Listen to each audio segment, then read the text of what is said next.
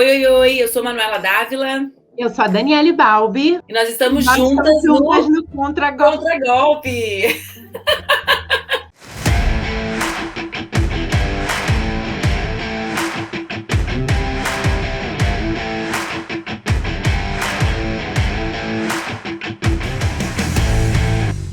No nosso programa de hoje, nós vamos tratar do super impeachment, do pedido de impeachment que foi apresentado pelas organizações de esquerda, de centro e de direita, né, Dani? Exatamente. Foi uma marcha a Brasília que reuniu parlamentares de diversos campos, além de diversas entidades dos movimentos sociais, diante das evidências de crimes cometidos pelo desgoverno do Jair Bolsonaro. Nessa semana, a gente viu que a vida de cada brasileiro e brasileira querida, desses mais de 515 mil brasileiros e brasileiras que morreram por causa da Covid, valeram para o governo Bolsonaro apenas $1.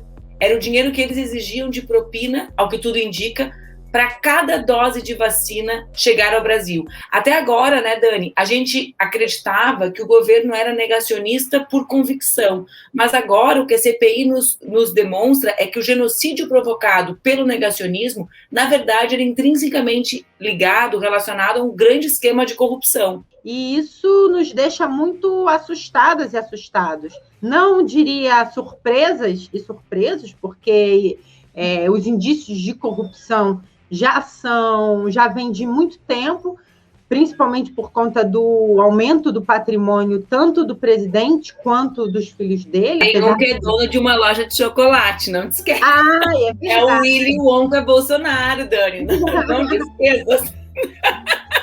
E a gente queria conversar, né, Dani, sobre explicar para as pessoas. Esse pedido de impeachment reúne 120 pedidos de impeachment. E ele caracteriza ou apresenta mais de 20 crimes que o presidente teria se envolvido e cometido, o que legitima a instalação da comissão que avalia a validade do impeachment. E aí, Dani, quais são os 20 crimes? O primeiro deles é crime contra a existência política da União. E o ato é o fomento ao conflito com outras nações.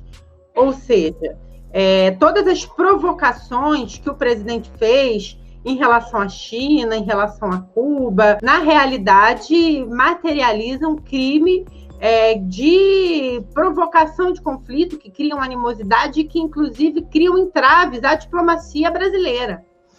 E, nesse sentido, também é o segundo crime do super pedido de impeachment, hostilidade contra a nação estrangeira. Tem as declarações xenófobas contra a China, contra os médicos cubanos, a maneira como o Bolsonaro encara e trata as outras nações. O terceiro crime é o crime contra o livre exercício dos poderes. Na prática, isso se materializa nas ameaças que Jair Bolsonaro fez ao Congresso e ao Supremo Tribunal Federal, declarando por diversas vezes que fecharia essas casas que representam poderes instituídos da República, que na prática são os pilares da democracia. Que também é relacionado ao quarto crime, que é o chamado a tentativa de dissolver ou impedir o funcionamento do Congresso Nacional. Todo mundo está cansado de ver, se botar no Google ou em qualquer buscador, vai encontrar dezenas de manifestações do Bolsonaro, desde antes de ser presidente, mas sendo presidente, dizendo que o Congresso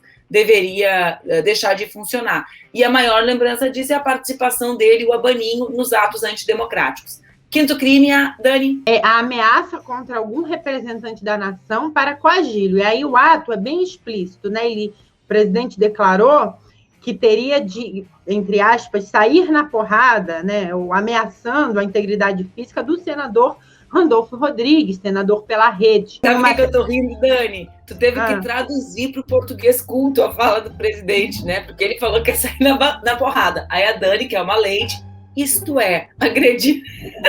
Não pode bater no coleguinha. A gente explica isso para os nossos alunos, né? E o presidente da República... O sexto crime é justamente o fato de que Bolsonaro sistematicamente se opõe ao livre exercício do poder judiciário.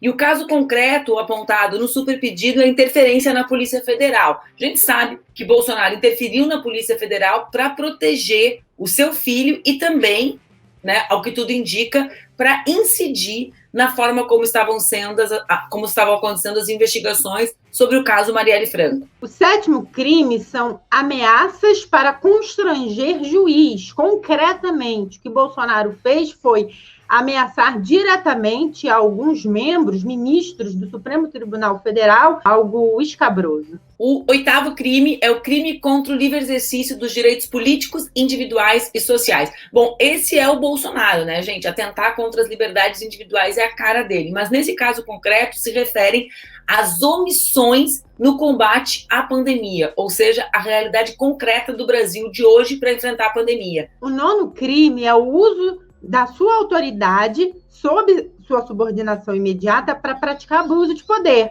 Na prática, o troca-troca nas Forças Armadas e a interferência na PF, aquele famoso caso da reunião de abril de 2020, quando ele pede explicitamente para nomear os membros da Polícia Federal, os chefes da Polícia Federal aqui do Rio de Janeiro, muito interessado aí em algumas investigações que ainda não tiveram desfecho e que podem comprometer, ao que tudo indica, o presidente e a sua família. O 10º crime é subverter ou tentar subverter a ordem política e social. Também é a cara de Jair Bolsonaro, mas nesse caso concreto é relacionado à ameaça permanente às instituições brasileiras. O 11º crime é incitar militares à desobediência. O 10º... Ai, Brasil! Eu estava falando de crime, né? Que horror, a gente rindo aqui.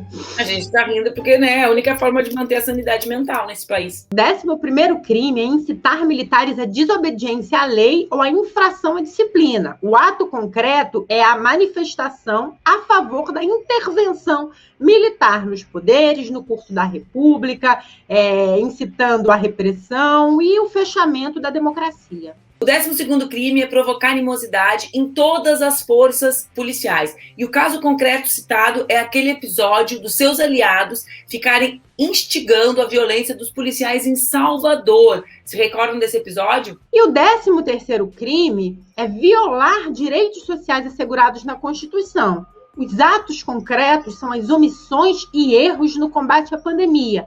Demora na resposta de pedidos e ofertas de vacina, negligência na oferta de oxigênio, toda a série de crimes e de descasos que nós vimos ocorrer no trato da pandemia, no desgoverno de Jair Messias Bolsonaro. O 14º também é relacionado com essas questões que a Dani coloca. Crime contra a segurança interna no país. Um presidente que não cuida da vida de 520 mil pessoas é um presidente despreocupado com a ordem interna do seu país. O 15º crime é decretar o estado de sítio não havendo comoção interna grave. Foi a comparação das medidas dos governadores com o estado de sítio, as medidas de proteção e de fechamento do comércio, da circulação de atividades para o combate à pandemia. O 16º crime é quando ele promove a revolta contra o isolamento social. Ele permite a infração de lei federal de ordem pública, justamente porque ele foi o grande fanfarrão, né? Não é só que ele promoveu, ele foi a causa das aglomerações, ou seja, das ações contra o isolamento social. O 17º crime é contra a probidade na administração. E aí,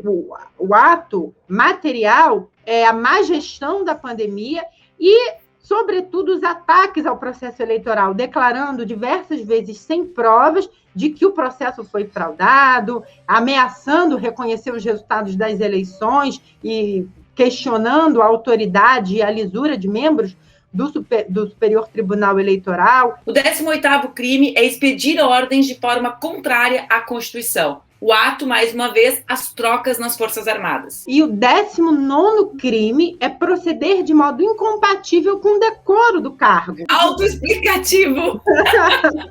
Pois é, ele mente, ele constrói uma série de mentiras, de fake news, ele é mal educado, bagaceiro, né? Ele xinga, ele agride jornalistas, ele é misógino, enfim, ele é machista. Só isso, né? já deveria ser a razão para a gente saber por que alguém não pode presidir o nosso país. Ele é um péssimo exemplo para todas as pessoas. O 20º crime é negligenciar a conservação do patrimônio nacional. Aqui tem a questão da gestão financeira da pandemia, os atrasos nos atendimentos da saúde que a gente já citou, como é o episódio de Manaus. E o 21º crime que o Jair Messias Bolsonaro cometeu foi o crime contra o cumprimento de decisões judiciais, ou seja, não criou um plano de proteção às indígenas na pandemia, quando o STF determinou, não criou um calendário de imunização efetivo, quando o STF determinou, dentre tantas outras